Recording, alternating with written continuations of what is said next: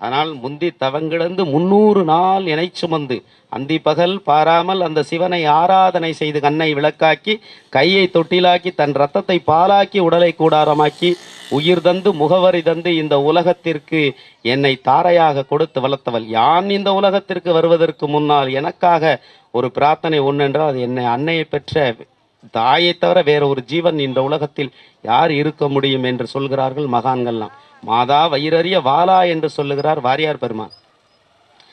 தாய் இல்லையேல் இந்த உலகத்தில் நான் இல்லை என்று சொல்கிறார். அன்னை ஓர் ஆலயம், தாயின்றி நான் இல்லை. ஒரு தலைமுறை மாற்றத்தை கொடுப்பவன் ஒரு தாயால் மட்டுமே முடியும். எத்தனை 1000 கோயில்கள் கட்டலாம், ஆயில்கள் வீடுகள் கட்டலாம், ஆனால் குடும்பம் என்ற கோயிலை ஒரு பெண்ணால் மட்டுமே கட்ட முடியும் என்று சொல்லுகிறார்கள். அதனால்தான் சப்த நதி, கங்கா, யமுனா, சரஸ்வதி, கோதாவரி, நர்மதா, சிந்து, காவேரி என சப்த நதி தீர்த்தங்களுக்கும் பெண்களுடைய பெயர்கள்.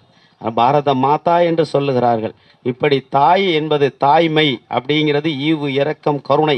இந்த கருணையினுடைய அடிப்படையாக தாய்மையின் பால் நினைந்தூட்டும் தாயினும் சால பறிந்து மணிவாசக பெருமான் தாயும் மாணவராக திருச்சியில் அமர்ந்திருக்கிறார்.